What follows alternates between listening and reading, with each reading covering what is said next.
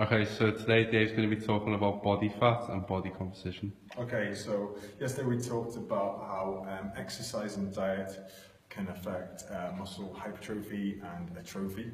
Okay, so this idea of muscle building, muscle disappearing, how muscle is an active tissue and fat is a storage area or a storage energy source for our body. So today we're actually going to talk about body fat.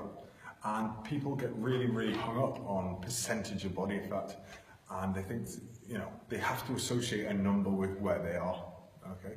And it kind of does my head a bit, because the number of ways you can actually measure body fat accurately are very slim.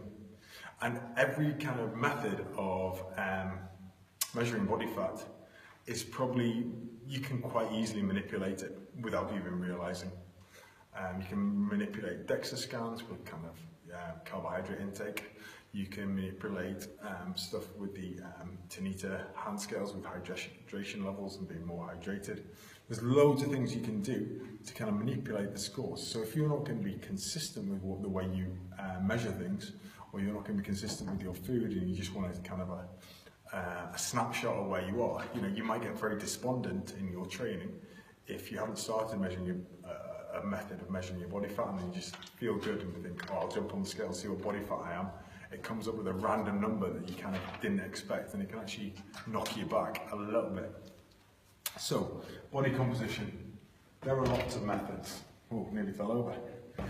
Lots of methods of measuring your body fat.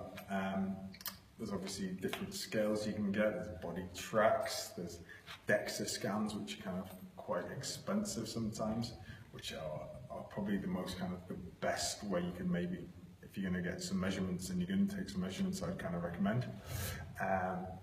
There's loads of different ways. There's bod pods, but okay, do we need to know? Okay, is that going to make or break your journey of kind of fat loss or weight loss or where you want to be, knowing exactly what body fat you are? Okay? It's a bit like if you go to the gym and someone says, how much do you bench press? Okay, do we actually give a shit? Sorry, well, that's where am I? But it's not the be all and end all. Okay, so there's other things that matter. It's relativism of importance. In my eyes, it's not that important. I think body weight has sometimes got like for some people as well, especially if you're kind of starting off your kind of fat loss journey, body weight is probably a good place to start as well. Because if your body weight's coming down, your food is staying consistent, okay, you'll be losing some kind of body fat at that stage. It's not massively accurate, as I said, and you can take different measurements and you can manipulate your food to get different measurements of different kind of devices. So, if you're going to be accurate and you want to do it at the start of your journey and you want to do it kind of halfway through, make sure your food's accurate. But that's one thing people sometimes struggle with. Okay. And what today I want to talk to you about is the best methods of using to actually watch how your body composition is going to change. Okay, the first one is photos. Photos are really useful. Photos are really useful as a tracking tool.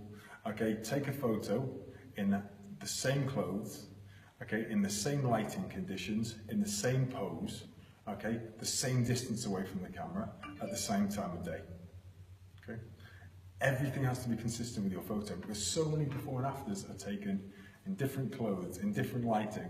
You might have your fake tan, well, I normally have my fake tan on when I take my photos, but you have your fake tan on and you look better, okay? You're standing like this with your befores, and then in the afters you're like this, okay? It's no need, okay?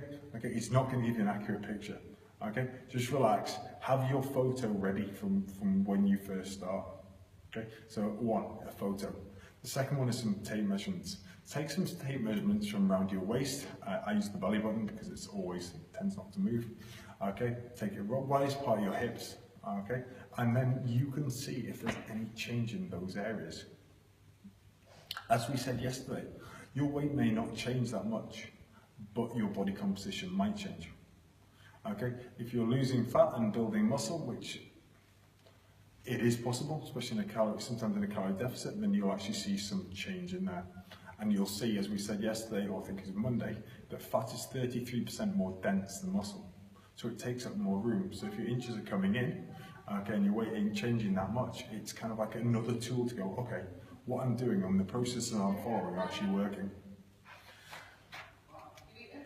So we talk about monitoring, we talk about photos, we talk about measurements, and the last thing that's really good, and one thing we offer down here at Gym Rebel, is we do something called caliper testing, okay, which is kind of pinch testing. And we pinch certain areas with the calipers, and we can actually see compositional changes of where your body fat distribution is. Calipers are a really kind of accurate way of not telling you what body fat percentage you are, but actually where your body fat is actually stored.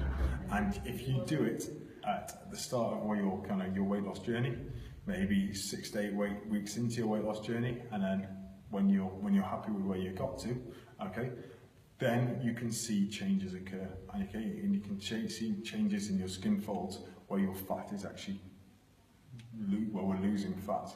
And Ben, to lose fat, we need to be in a what? Calorie deficit. Good, okay. So you need to be in a calorie deficit, you need to be exercising, you need to be training, you need to be eating properly. Okay, when those things are in place, then we can start seeing changes. You see changes, you will keep your behaviours going. Okay, monitoring and having tools like photos, having tools like measurements, having tools like your caliper testing are good measures. Okay, standing on a scale and measuring your body fat, okay, in a dehydrated state, and then maybe in a hydrated state, in carb loaded state, in a carb depleted state, you will get skewed with readings. So probably not accurate. And do you need a number in your head to go, okay, when you can actually see visually how far you've come. Thanks so much, man. Thanks, Dave.